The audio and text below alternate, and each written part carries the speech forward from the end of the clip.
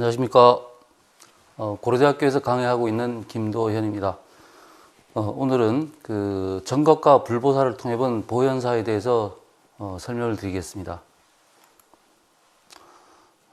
내용은 일단 전체적으로 그 보현사의 정각과 불보살 현황을 살펴보고 세부적으로 대웅보전, 영산전, 지장전, 삼성각 그리고 기타 조사전과 성황각, 공양각을 중심으로 해서 그 정각의 어떤 형태와 여기에 모신 불보살에 대해서 그 기능을 중심으로 해서 설명을 드리도록 하겠습니다.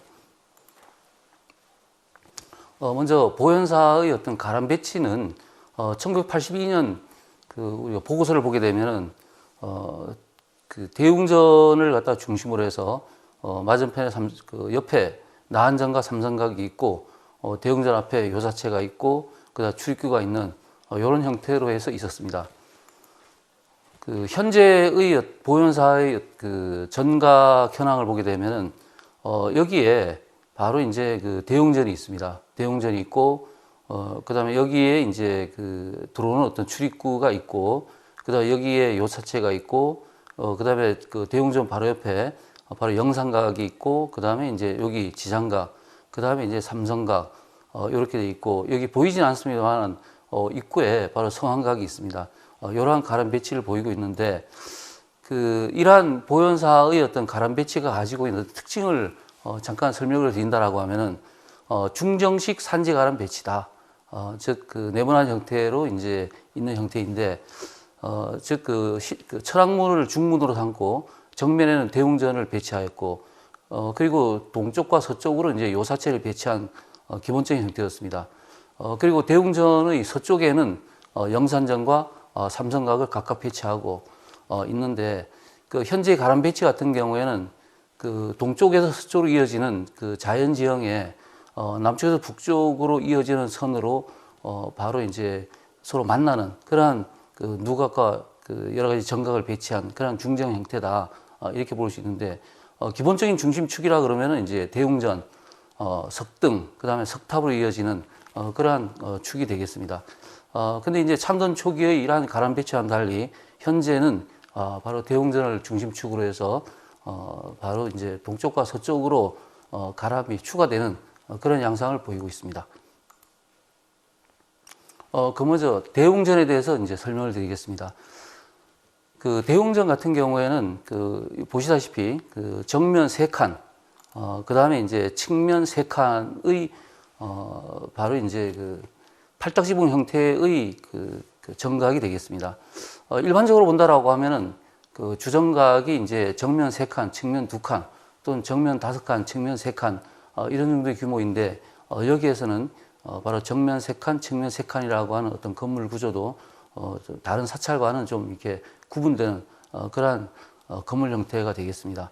강원도 문화재로 지정되어 있는데, 조선족이 만든 건물로서 굉장히 날렵하고 또 미적 가치가 뛰어난 그러한 건물입니다. 대웅보전 안에 모셔져 있는 부처님을 소개하게 되면은 먼저 대웅보전 안은 일단은 상단, 중단, 하단으로 이제 구분될 수 있습니다. 상단에는 부처님을 모시고 있고 그 다음에 중단에는 지장보살과 신중을 모시고 있습니다. 하단에는 감로탱을 후불탱으로 해서 영가들을 모시고 있는데 구체적으로 설명하면 이제 다음과 같습니다. 먼저 상단에는 아미타 열애를 중심으로 해서 왼쪽에 관세음 보살, 그다음 오른쪽에 대세지 보살이 협시하는 형태의 삼존부를 봉안하고 있습니다.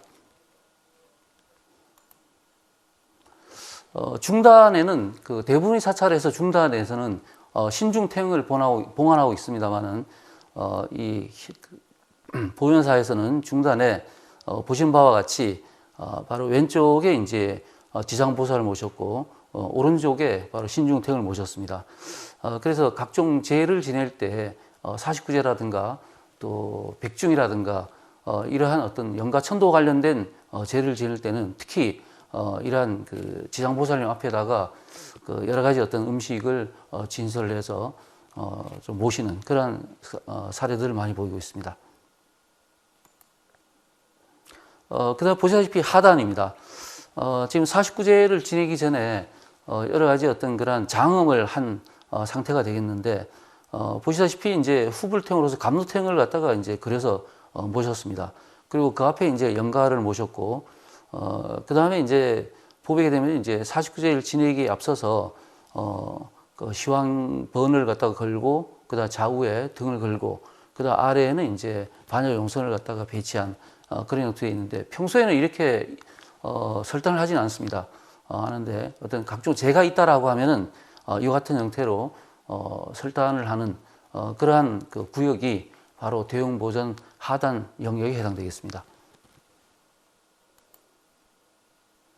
자, 그 다음에 이제 대웅보전 바로 이제 서쪽 편에 보게 되면은 영산전이 있습니다. 1982년에는 이 영산전을 갖다가 나한전이라 그랬는데, 지금은 그 영산해상도를 걸고, 그 다음에 석가모니 부처님을 모셨기 때문에 영산전, 이렇게 이제 정각 이름을 이루고 있습니다. 그 영산전 같은 경우에는 그 석가모니 부처님께서 몇보 연화경을 설한 영산회상의 장면을 극적으로 묘사한 영산회도를 모시기 위해서 특별히 지은 정각, 이걸 갖다가 이제 우리가 영산전이라고 합니다. 보현사의 영산전은 보시는 바와 같이 정면 3칸, 그 다음에 측면 2칸의 맞배 지붕 형태의 건축 양상을 보이고 있는데, 1955년에 준건을 했다라고 합니다. 자, 그 측사면을 보게 되면 이와 같이 정면 3칸, 측면 2칸, 그 다음에 지붕 형태는 바로 맞배 지붕 형태임을 알 수가 있습니다. 그 영산전 안에 그 모셔진 불보살을 보게 되면은 당연히 영산전이다 보니까 주존불은 이제 석가모니 부처님이 되겠습니다. 그리고 그 왼쪽에는 이제 미륵보살, 미래를 관장하는 미륵보살을 모셨고, 그 다음에 오른쪽에는 이제 제화 가라보살, 즉 가라보살을 갖다 모셨습니다. 가라보살은 과거를 관장하는 그러한 어떤 보살이 되겠는데, 이러한 그 모신 불보살을 통해서 영산전에서는 바로 과거, 그 다음에 현재를 관장하는 부처님, 그 다음에 이제 미래를 이끌어가는 미륵불 해서 과거, 현재, 미래를 관장하는 이러한 불보살님들을 갖다가 함께 모셨다 하는 그러한 어떤 의미가 있는 바로 정각이다, 이렇게 볼 수가 있습니다. 좌우에는 이제 탑을 배치했죠. 그 다음에 이제 그 이러한 그 세 분의 불보살과 함께 좌우에는 16나한을 모셨습니다.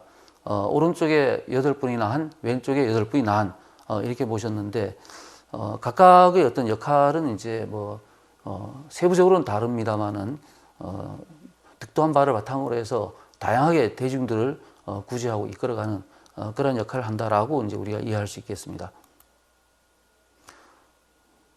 자, 그 좌측 우측에 각각 모셔져 있는 우리가 나한을 우리가 볼 수가 있습니다.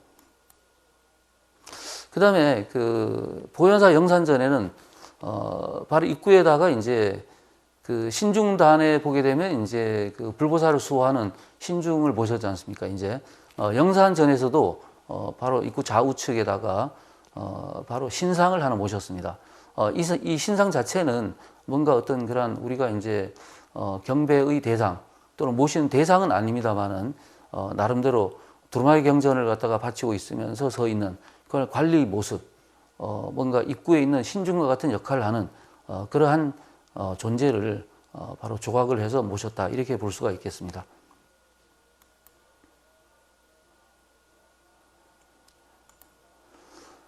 그 다음에 이제 그 영산전에서 이제 그 오른쪽 앞을 보게 되면은 지장보살을 모신 지장전이 있습니다.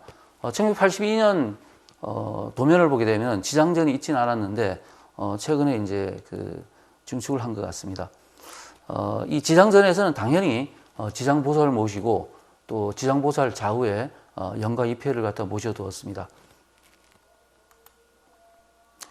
지장전의 어떤 건물 형태를 보게 되면은 보시다시피 정면 3칸, 그다음 측면 2칸의 맞배 지붕 형태가 되겠습니다. 아까 영산전과는 달리 이 지장전 건물에는 바로 풍판이 보이고 있지 않습니다.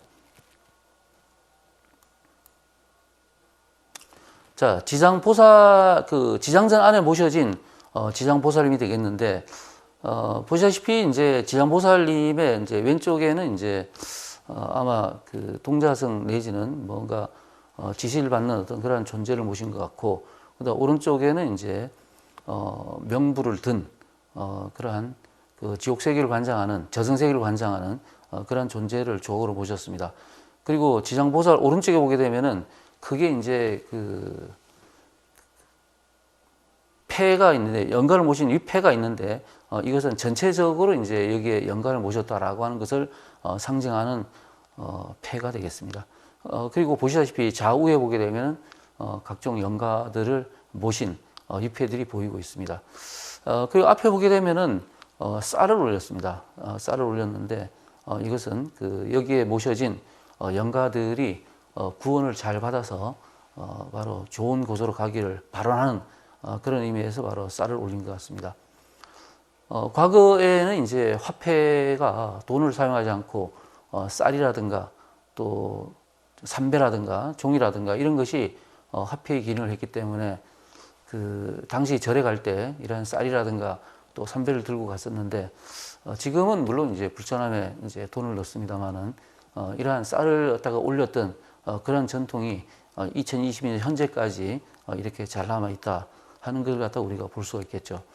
참고로 그 지장보살 같은 경우에 어떤 역할이냐라고 하면은 바로 저승세계에서 지옥에 단 한 명의 존재도 남기지 않고 끝까지 구원을 해서 극락으로 데려가리라 하는 서원을 세운 부처님이 바로 지장보살이 되겠습니다.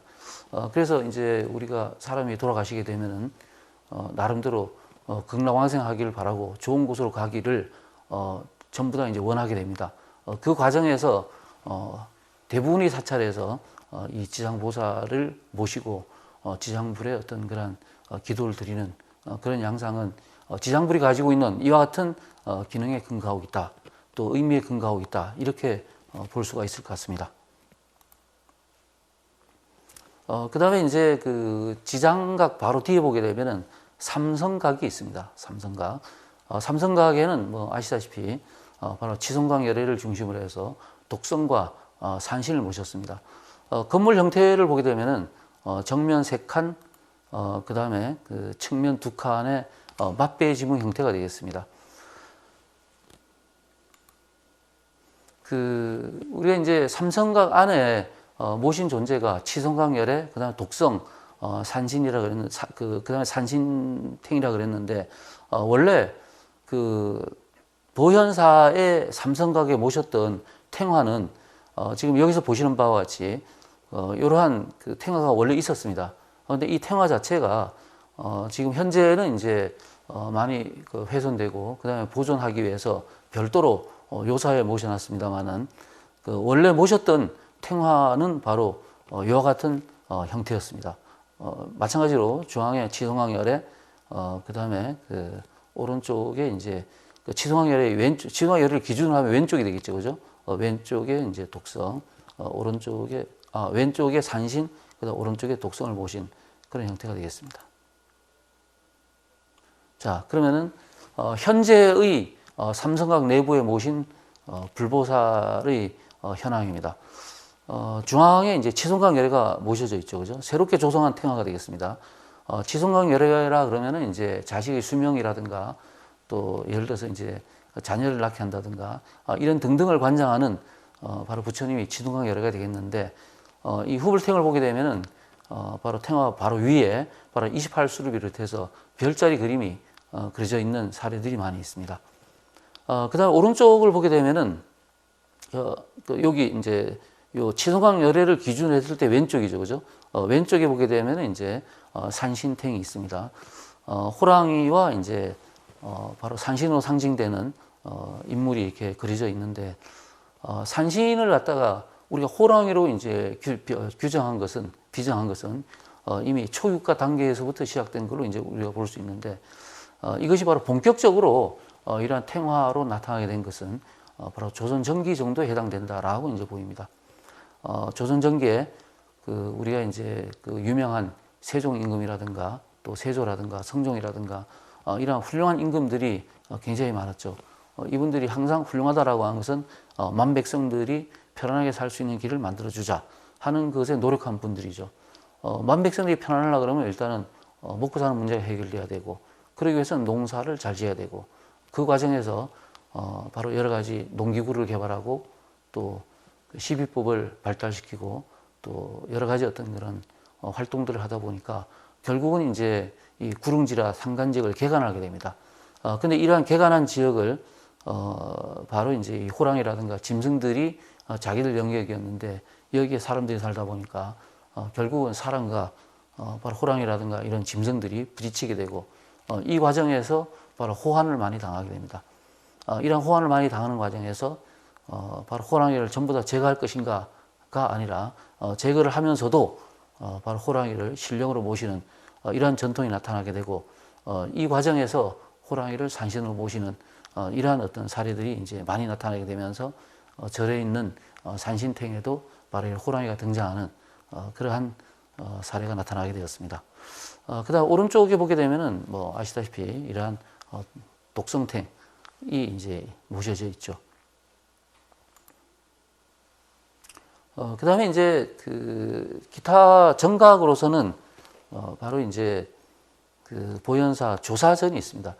보현사를 갖다가 창건한 분이 자장율사 이렇게 우리가 얘기되고 있습니다. 여기 보게 되면 이제 우리가 자장율사를 갖다가 이제 모셨는데 자장율사가 이제 일단 창건을 하고 나름대로 보현사를 삭격을 갖춘 강릉 그 오대산 지역의 중심 사찰로 발전시켰던 분은 여러분들 아시다시피 이제 범일국사가 되겠습니다. 그래서 범일국사, 그 다음에 중시로로서 이제 또 한 분, 이렇게 해서 이제 세 분의 그러한 그 보현사 관련 스님들을 모신 데가 바로 이제 조사전이다, 이렇게 볼 수가 있겠습니다. 그 다음에 보현사에는 그 우리가 대부분의 사찰에는 잘 보이지 않는 바로 성황각이 있습니다. 사찰 입구에 있는데 우리가 오대산 월정사에 가도 입구에 바로 성황각이 있습니다. 우리가 해인사라든가 통도사에 가도 바로 국사단이라든가 가랑각 이러한 어떤 정각들이 있게 되는데 이러한 정각들이 공통된 특징은 바로 이제 그 절을 갖다 수호하는 그러한 역할을 한다라고 볼 수가 있겠죠. 근데 다른 지역에서는 이제 우리가 가람각 또는 성황각 이렇게 가람각 또는 이제 그 바로 이제 그 국사단 이렇게 이야기를 하는데 이 보현사와 월정사에서는 바로 성황당 또는 성황각 이렇게 표현을 한 정각을 만들었습니다. 공통적으로 이제 사찰 입구에 있는데 이 보현사의 이 성황당은 바로 그 내부를 보게 되면은 이렇게 좀 이렇게 성황을 모셨다라고 하는데 호랑이가 있는 걸 봤을 때는 바로 산신 성격을 지닌 성황이 아닌가 이런 생각도 좀 들기도 합니다. 여기 성황당에서 이제 그 기도를 드린다, 성황 제사를 드린다라고 하는 것은 5월 단오에 드립니다. 오대산 월정사에서도 5월 단오에, 그다음 보현사 성황당에서도 5월 단오에 지낸다라고 하는 것은 바로 이 지역, 강릉 지역의 어떤 그런 단오 문화 전통이 바로 이 보현사에 현재까지 잘 전승되고 있다 하는 걸 잘 보여주고 있고, 그 다음에 보현사를 중심으로 한 인근 마을에서도 매년 5월 단오에 마을 제사를 지내게 됩니다. 그래서 보현사는 단순한 사찰로서만의 의미가 아니라 바로 지역과 함께하는 단오문화 전통을 공유하는 그러한 사찰이 바로 보현사라고 하는 것을 이 성황당을 통해서 우리가 잘 알 수가 있습니다. 그 다음에 이제 공양간을 보게 되면은 이와 같이 조항을 모셔놨습니다.